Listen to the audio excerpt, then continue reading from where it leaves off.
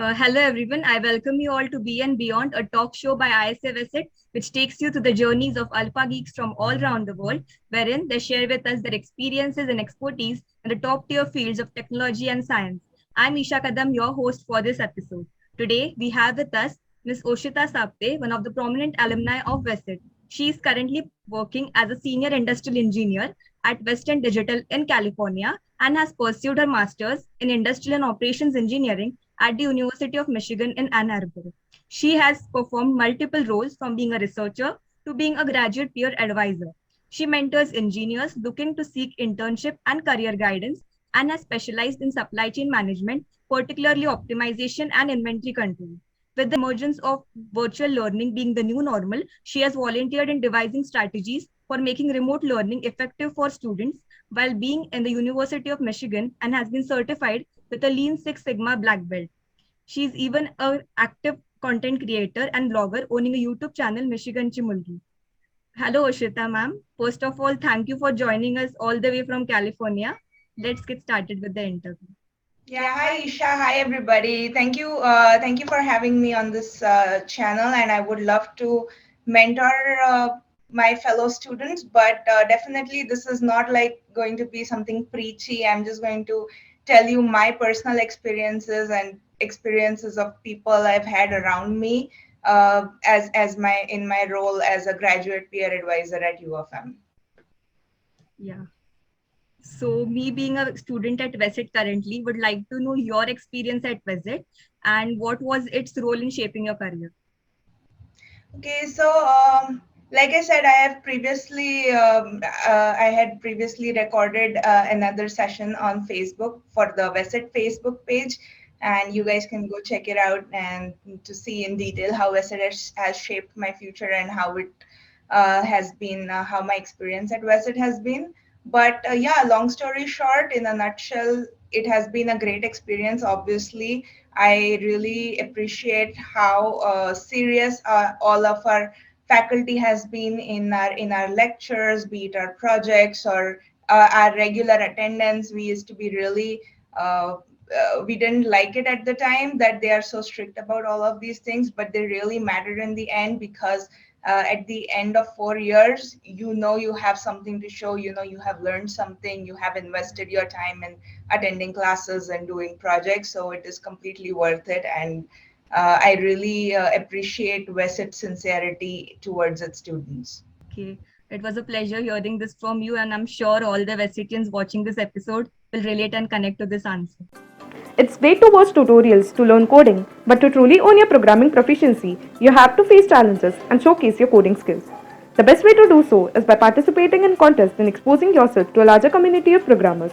So, we have got something for all you guys out there watching this episode, an online coding contest by Newton School, which is an online coding bootcamp founded by IIT and IIM alumni.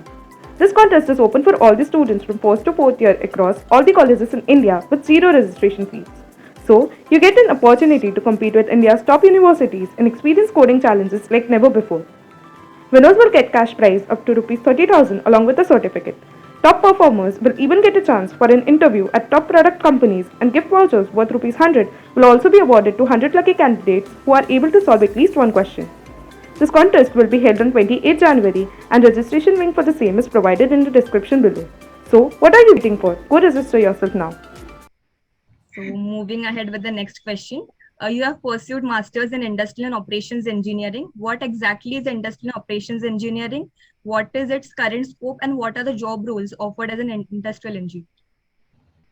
Right. So, being from instrumentation, it was a completely different role for me, industrial engineering, but I was always interested in mathematics, and that is how, first of all, I started pursuing engineering. And then industrial engineering is basically a field where engineers build stuff and industrial engineers build it better. So whatever things are in place, industrial engineers are supposed to just make things better, existing things better. So that is somewhere I thought that it is a really interesting field, and it was also very math oriented, which is why I decided to switch from instrumentation engineering to industrial engineering. Now, speaking of the switch, I would still say that industrial engineering is a very broad field. Like, it is obviously applied in every field that you are in, no matter what engineer you are. Instrumentation, computer, electronics, and like EXTC, everybody has a scope in industrial engineering, because industrial engineering, the very nature of it to make existing things better, has a scope in every field. Now, when you study industrial engineering in particular, you have a lot of options depending on what college you are or what university you are pursuing it from. But in US universities in particular, there are a lot of electives. And I started off my industrial engineering career with a concentration in operations research. Operations research deals with linear programming, and that was where my interest lied in primarily. But later on, I realized that supply chain management is somewhere I can really build my career. uh, that stemmed from my internship. My internship was in supply chain management. So during my master's itself, it is not rigid. Nothing in the US is rigid. So during my master's itself, my first half of my degree was concentrated towards operations research, but then my second half, I moved to all the supply chain management concentration courses. And that is how I will say that I specialize in supply chain management within industrial engineering. All what you said was really informative. So, what kind of projects would you suggest to get admitted into prestigious universities for a master's in industrial and operations engineering? So there is nothing like, okay, if you do ABC, you will get into this university. Obviously, there are things you need to look into, like your GRE and TOEFL scores need to be at least over the minimum requirements of that particular university. And when I was researching for the universities I wanted to apply to, I applied to only 3 universities.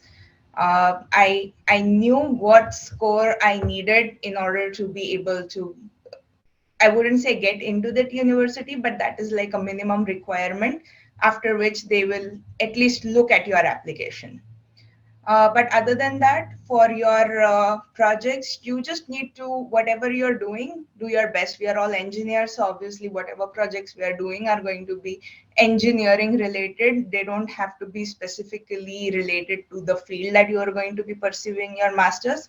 But whatever project you're doing, make sure you are, like, if it's a group project, sometimes it does happen that you might not be invested in either part, or worst case scenario, all of the project that you are doing.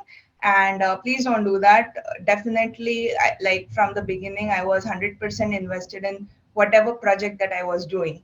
So when I was writing my application, I could tell them, because this is like one piece of paper through which the university gets to know you. And the how precisely or how descriptively you're talking about the projects that you have done during your undergrad time. Through that, they will know what is your knowledge and how much you have developed yourself during these 4 years. And that is what they want to know. So make sure that you are 100% hands on doing the projects that you're doing, no matter what you're doing. Okay, so this definitely will be helpful for all the students planning to pursue their masters in industrial and operations engineering. So you secured a great GRE and TOEFL score to get admitted into one of the prestigious universities, that is the University of Michigan in USA. Many students out there wish to get admitted into such renowned universities. So what are some of the academic aspects that a student needs to fulfill? Also share with us the fee structure and the cost of living one has to bear.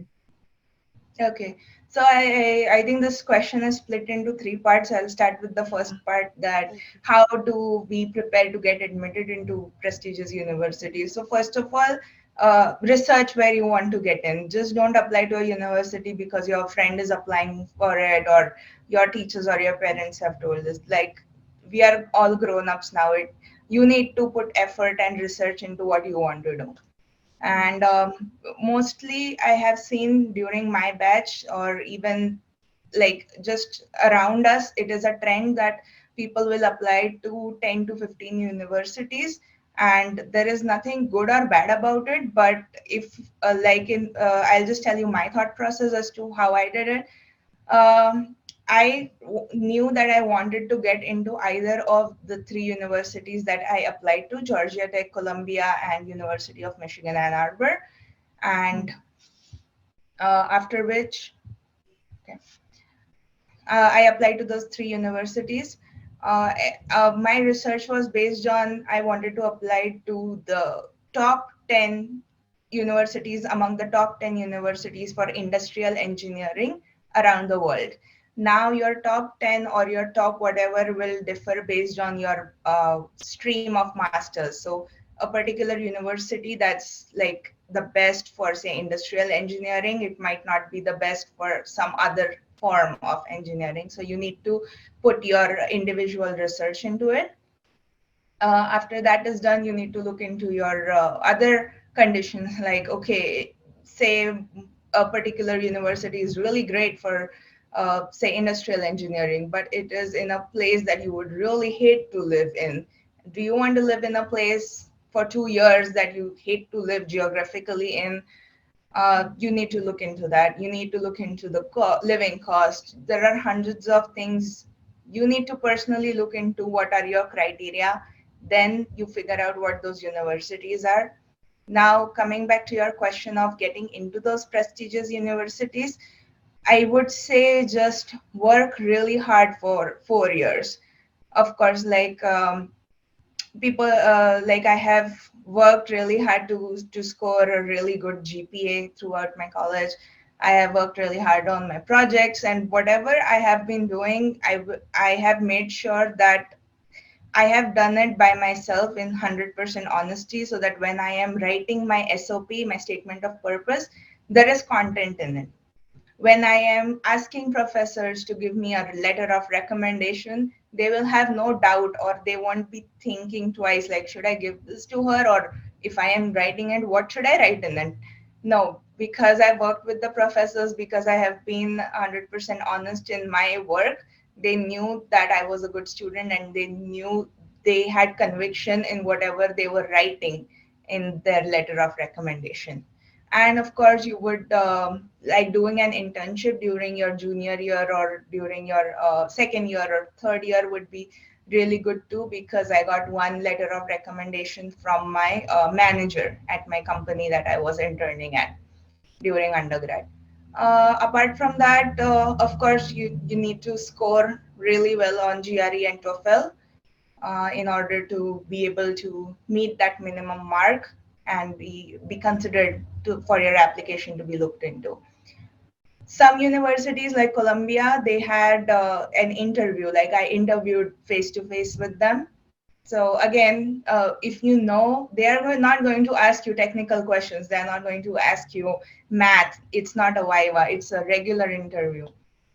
They are going to ask you about what you did in school. They are going to ask you about your project. So like I am saying again and again, at the cost of being repetitive, that you need to put effort into what you're doing in those 4 years. So at the end of it, you will have content to present to the university, and you will have something you can talk about with conviction. Second point about the cost of living and fee structure, University of Michigan, Ann Arbor is one of the costliest universities in the US. At my time, the annual fee was 75. Now, don't quote me on this, but I think at my time the annual fee was $75,000 plus or minus. And the chances of getting a scholarship for international students is very low, because generally what happens is universities want to see your track record, and it is easier for them if you have done an undergrad at U of M, University of Michigan. It is easier for them to give you a scholarship from there because they have seen you during those 4 years, versus if you're an international student, they don't have any idea about you. So I wouldn't really count on getting a scholarship at prestigious universities. Also, it's really hard because the competition is really high. Everybody around you, all of your peers are going to be super impressive, just like you are. So it becomes even harder. Definitely, definitely, you need to plan for the cost of living is so I it depends. Again, I used to live in a two-bed two-bath apartment, and I used to have just one flatmate, so I used to have like a whole room and a whole bathroom to myself. And some people, they live like four people would live in a two-bed two-bath, so the cost of the apartment is split into four, versus in my case it was split into two people. The cost of an apartment, a two-bed two-bath, will range around somewhere around 16 to $1,700 a month. And then I think the electricity, utilities, everything will be another $100 a month. But again, this is all of these stats are from 2 years ago, and it's plus or minus depending on how many people you stay with and what locality your apartment is in. And Okay. also, this is for Ann Arbor. If I would have gone to Columbia University in New York, then obviously it's New York City. The cost would be easily twice of what I'm saying. Okay, altogether, that was a really great career advice, and I'm glad to hear it from a senior.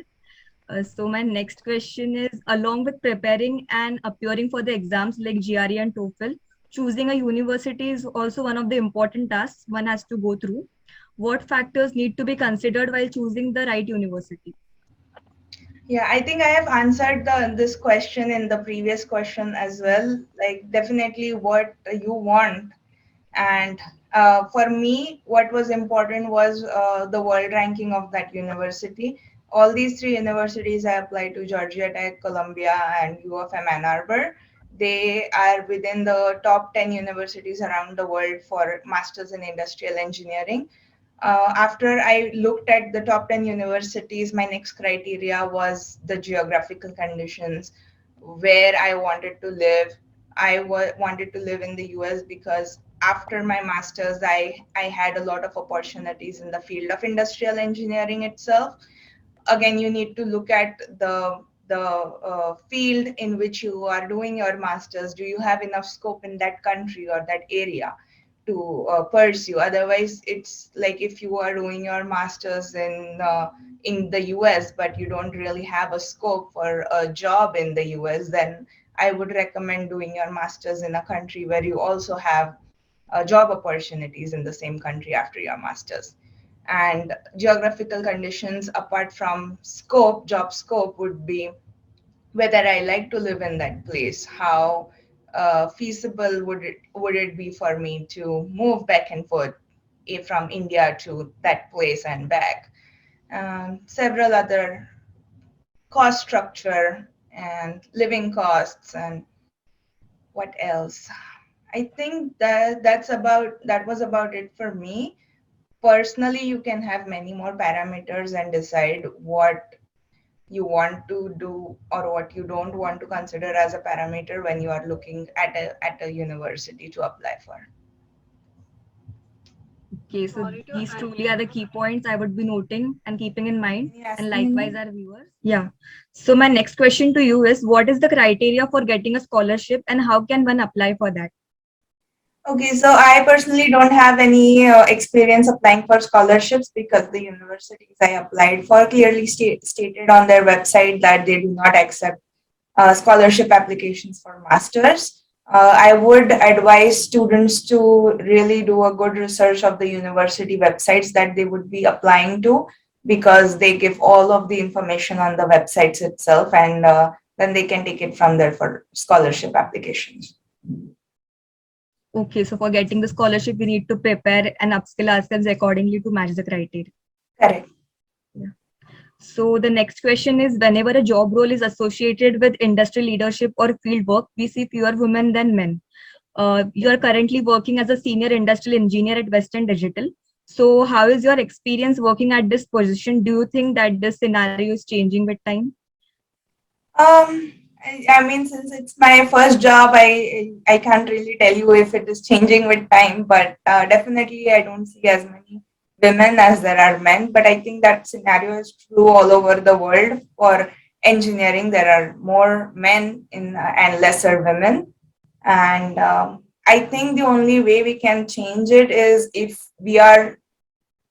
women are having that mindset that I am willing to, because all of these roles that we see, the main reason that women are not there is, okay, this role is not 9 to 5, or I will have to travel for work, and both of these things are what I need to do in my role, and that is okay with me. We need to think, women need to think, and even the men around their families, they need to think that it is okay for us to do that, that it is okay if we are working at a job that is outside 9 to 5. It is okay if we are traveling to places for work. And of course, there are safety issues and many other concerns that women and their families have. But if we are able to work around with it, then of course, this is a demand of the job, and this is something that women will have to see how they can counter if they want to be working in fields like this. But definitely, I have managers, although few in number, but there are managers in very senior positions, director level in my company, that are women and have done this kind of a job for like more than 15 years. So this is totally doable, and there are people out there doing it. Yeah, that's true. And I totally agree. And at the end, it even depends on one's individual choice. Of course. Yeah. So, what was the selection procedure at Western Digital that you had to go through for being at the position you're currently working? That's a very good question. I will start with my internship. So I interned with Western Digital in San Jose during my in my masters. I have a summer vacation. I think many of you will know about this procedure. There is a summer break during which 3 months of time you need to intern with a company. And getting that internship in the first place is very competitive and difficult because you are an international student, so even if for an internship you don't require an employment authorization, companies prefer students that do not require an authorization to be working with them, because companies who pick students for internship in the US, they do it with the state of mind that, okay, if it's a good employee, then we will offer a full-time role to them. And in order to be able to do that, they want to be in line with their full-time employment policies. So as a result, you have a very small pool of companies that you can apply to as an international student that is willing to offer employment authorization for full-time. So yes, I did get an internship, did get an interview opportunity with Western Digital. I had applied online. My resume got picked, thankfully. Resume getting picked is kind of you need to be lucky, you need to be smart. You just can't be applying to universities with the same resume everywhere. That won't work. You have to cater your resume according to the job description for that internship in the first place. But of course, there would be thousands of people applying for the same job, and your resume getting picked from it is partial luck process. So yeah, I will say that of all the companies I applied to, I did get an interview opportunity with Western Digital. After my initial rounds of interviewing virtually, this was pre-COVID, so they had flown me into California. I was studying at Michigan at the time for my final rounds of interview, and all of this was internship, right? So my final rounds of interview, it was very technical. I had 2 rounds face to face, and the first round was very technical, was an hour-long interview. Second round was extremely case-based. So from all of what I have learned, I had to apply it and offer solutions to whatever problems they were throwing at me, the interviewers were. That also lasted another hour. Then I got a call from them. I got an internship with them. I did my 3 months of internship at Western Digital. It was in the logistics department of supply chain. within Western Digital, and I was the only one from all of the people interning at Western Digital at the time. I was the only one to have gotten an extension on my internship because my manager really liked my work, and her initial plan to get a project started with me and hand it over to her full-time employee at the end of my internship period. She thought it would be better for me to complete the project, and it was a global scale project. So I was interacting with people in Asia, in Europe, Latin America, North America, everywhere for fulfillment of that project. And it was a really great experience for me and a great exposure to be working at an internship level at such a global scale. And of course, was my work was appreciated by my manager, who gave me an extension. After which I was interviewed for, she recommended me for full time at Western Digital to her seniors and the HR. I was interviewed for full time, and this is during COVID, so it was all virtual.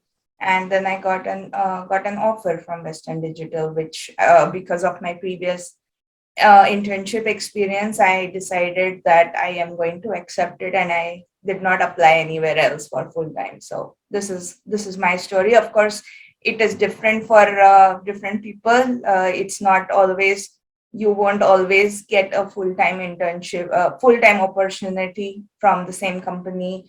You might decide to apply to a lot of places, have multiple offers, and then decide what you want to do. But this is something that I did because I had a great internship experience. So this is like, I was like, okay, this is where I am going for full time.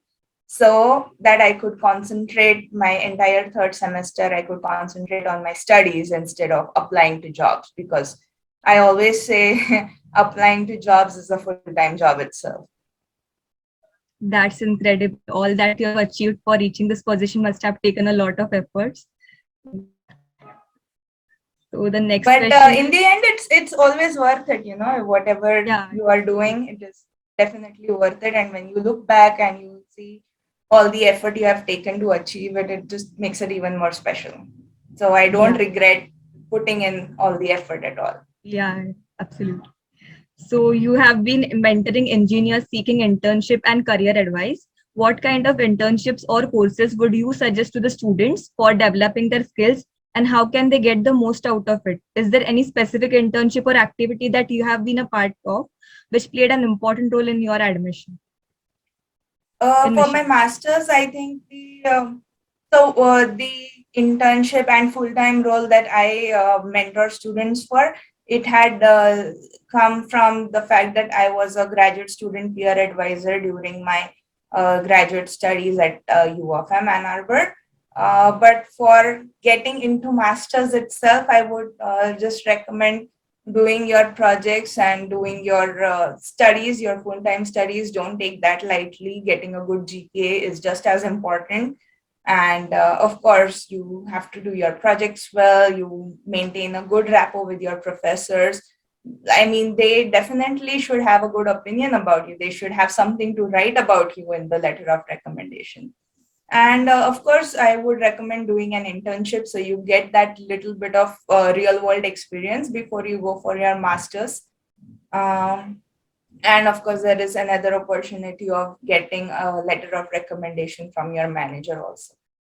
Again, whatever you're doing, don't start in third year that, okay, it's my third year now, I need to prepare for GRE, apply for my master's. So now I'm going to start taking my studies seriously. Now I'm going to start putting 100% effort in my projects or maintaining good rapport with my professors. This should not be your end goal. Like, if you are being a nice student, or if you are being a good student, if you are having a good rapport with your professor, it should not be with the end goal that, okay, can I get a letter of recommendation from this person? No, you should be a good student because you are a good student, because that is something that will help you in your masters. In your masters, your professors, it is very rare for them to personally know you. I have had a great professor in my master's myself, and it is really great if you are able to build that personal relationship. But of course, the professors are very busy because they have to do research along with teaching. And it is up to you to be a good student. It is up to you to learn whatever you can in your master's. And that is why I'm telling you, start practicing that from your undergrad, from engineering itself. Don't do that with the end goal of getting a good master's. Do that with the end goal that I will continue this practice in my master's. Yeah, so we'll surely consider this while doing internships or thinking about that. Yeah. So you own a YouTube channel, Michigan Chimulgi. What was your thought process behind content creation in native language?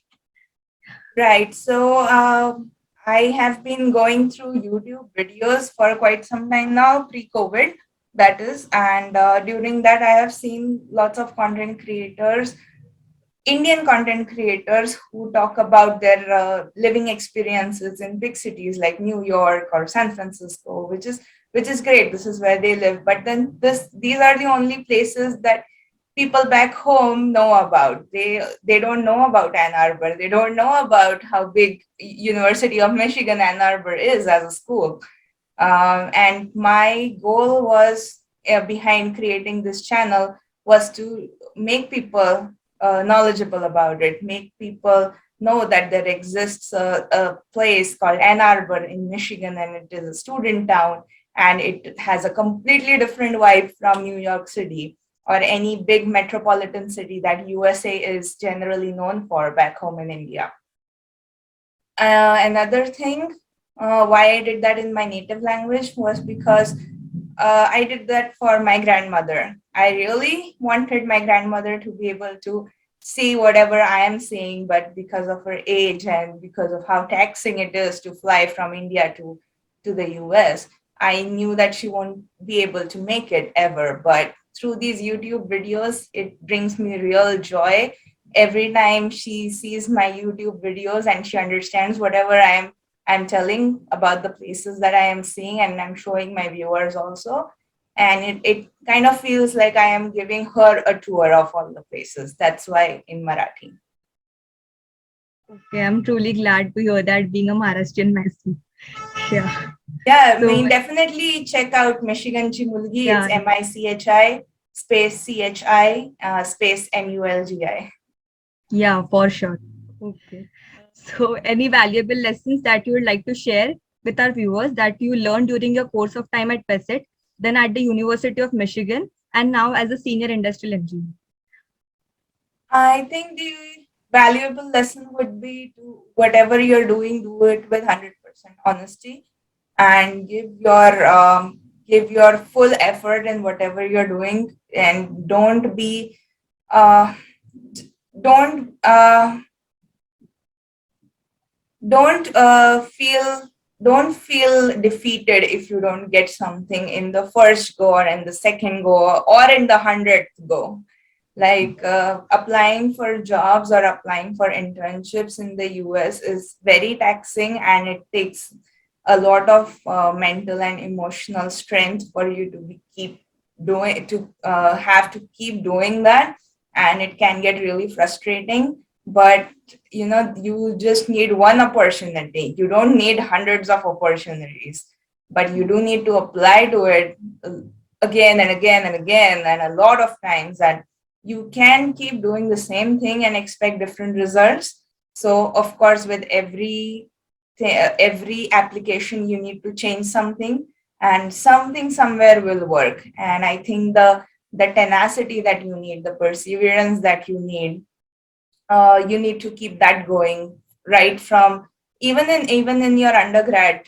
A project will not work the first time, or you will have to keep thinking about how you will get it to work, or how you will achieve the end result that you're seeing from your project.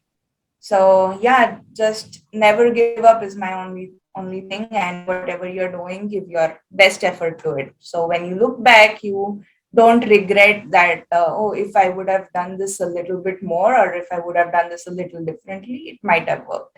No, you don't want to have any regrets.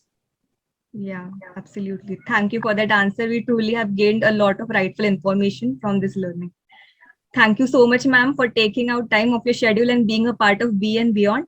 It was such a pleasure having you on our show, inspiring so many students out there by your journey and experiences. For more such interviews, tune into our YouTube channel. See you in the next episode of Be and Beyond. Thanks for watching. Don't forget to hit the like button and subscribe to our channel. Thank you. Thank you, Isha.